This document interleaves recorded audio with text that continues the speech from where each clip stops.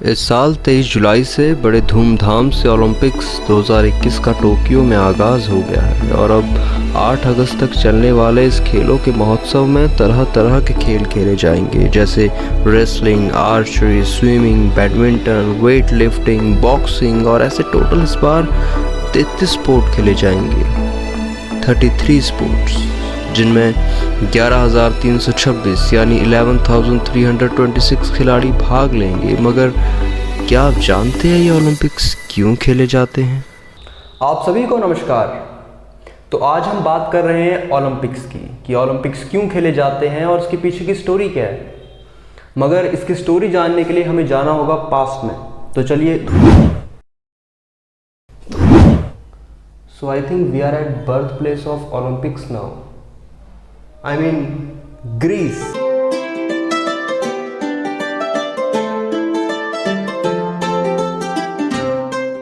तो कहा जाता है ओलंपिक्स की शुरुआत इतिहास में 776 BC ग्रीस में हुई, जो वहाँ के लोगों के लिए एक फेस्टिवल था और ये फेस्टिवल ग्रीक गॉड ज्यूस को समर्पित था। और तब ओलंपिक्स हर 4 साल में खेले जाते थे और इन 4 सालों को कहा जाता था ओलंपियाड। ओलंपिया एक जगह थी सदर्न ग्रीस में, जिसे ग्रीक लोग काफ़ी पवित्र जगह मानते थे और जहां पर ये स्पोर्टिंग इवेंट कंडक्ट किया जाता था, जिस वजह से इस इवेंट का नाम पड़ा ओलंपिक्स। ये त्यौहार वहां के लोगों के लिए इतना इम्पोर्टेंट था कि उस वक्त होने वाली सभी वॉर्स को भी रोक दिया जाता था। मगर एंशिएंट ओलंपिक्स में स्पोर्टिंग इवेंट के नाम पर सिर्फ एक लगभग 192 मीटर की फुट रेस होती थी, जिसे सबसे पहले एक कुक ने जीता था, जिसका नाम था कोरोबस। और इसके कई सालों और ओलंपिक्स के बाद इसमें 2 और रेस को शामिल किया गया। पहली लगभग 400 मीटर की रेस और दूसरी लगभग 1500 से 4000 मीटर की रेस। इस स्पोर्टिंग इवेंट को डायोलुस कहा गया। और फिर 708 BC में इसमें long jump, discus throw, javelin throw, wrestling जैसे इवेंट्स को भी ऐड किया गया और 5 स्पोर्ट्स होने की वजह से इस इवेंट को नाम मिला पेंटाथलॉन। और इसके बाद 680 BC में इसमें चैरियट रेसिंग को ऐड किया गया और उसके बाद 648 BC में इसमें पेनक्रेशन नाम का स्पोर्ट ऐड किया गया, जो रेसलिंग और बॉक्सिंग दोनों का ही कॉम्बिनेशन था और इस गेम में कोई रूल्स नहीं होते थे। एंशिएंट ओलंपिक्स में ग्रीस के वही मेल सिटीजन हिस्सा ले सकते थे जिनका जन्म गुलामी में नहीं हुआ हो और वो आज़ाद हो। उस वक्त जीतने वाले एथलीट को मेडल नहीं दिया जाता था। उस वक्त उन्हें ऑलिव लीफ का क्राउन पहनाया जाता था, जो कि काफ़ी पवित्र माना जाता था उस वक्त। और उस समय वुमेन्स के लिए ओलंपिक में कोई इवेंट नहीं होता था। इवन उन्हें ओलंपिक में जाने से भी मना किया जाता था, क्योंकि उस वक्त एथलीट्स नेक्ड होकर इस इवेंट में हिस्सा लिया करते थे। एंशिएंट ओलंपिक्स में सिर्फ स्पोर्टिंग इवेंट्स ही नहीं हुआ करते थे।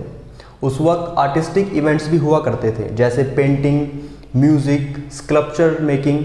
इस तरह के कई कंपटीशन होते थे जिसमें आर्टिस्ट अपनी अपनी प्रतिभाएं दिखाया करते थे। बाद में मिड 2nd सेंचुरी में रोमन एम्पायर ने जब ग्रीस को जीत लिया, तभी से वहाँ ओलंपिक्स तो हुए, मगर उनका स्टैंडर्ड गिरता चला गया। और AD 393 में क्रिश्चियन राजा थियोडोसिस ने 12 सेंचुरी से चलने वाले इस ओलंपिक्स पर हमेशा के लिए बैन लगा दिया। और फिर इसके करीब 1500 साल बाद ओलंपिक्स फिर से सभी लोगों के सामने आया, जब पेरे दे कॉर्बिटन नाम के एक फ्रेंच मैन फिर से पुरानी एंशिएंट ओलंपिक साइट पर गए।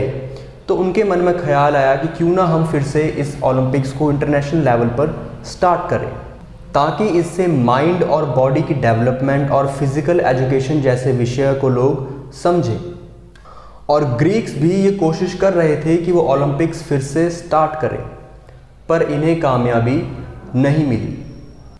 और फिर बैरन दे कॉर्बिटन, जिन्हें फादर ऑफ ओलंपिक्स भी कहा जाता है, ये 1892 में इस ओलंपिक के आइडिया को लेकर पेरिस में होने वाली यूनियन दे स्पोर्ट्स एथलेटिक मीटिंग में जा पहुँचे और अपना आइडिया सभी को समझाया कि कैसे वो चाहते हैं कि हम मिलकर इस ओलंपिक्स को फिर से स्टार्ट करें इंटरनेशनल लेवल पर, और इसे हर 4 साल में मनाया जाए ठीक पहले की ही तरह।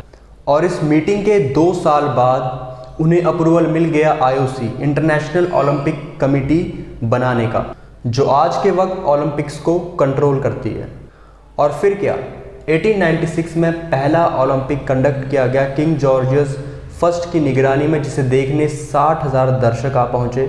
इस ओलंपिक में 12 नेशंस ने हिस्सा लिया और जहां पर 9 स्पोर्ट्स को खेला गया, जैसे cycling, fencing, gymnastic, lawn tennis, shooting, swimming, track and field, weight lifting and wrestling.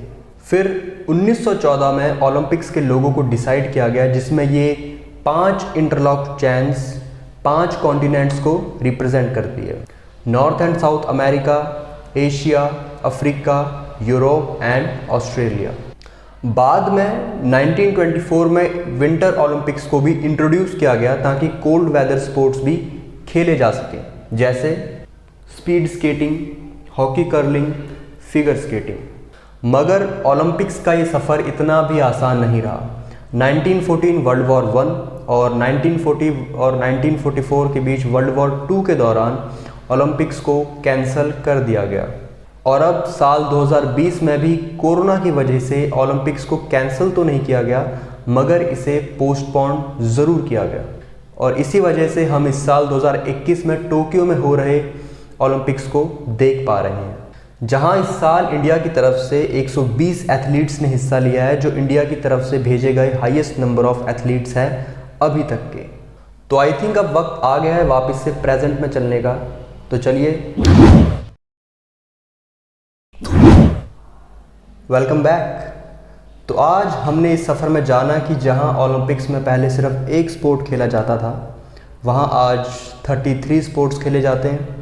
एंशाइंट Olympics में जहां वुमेन का इस ओलंपिक इवेंट में ही एंटर करना मुश्किल होता था, तो आज वुमेन्स खुद इस ओलंपिक इवेंट का हिस्सा है।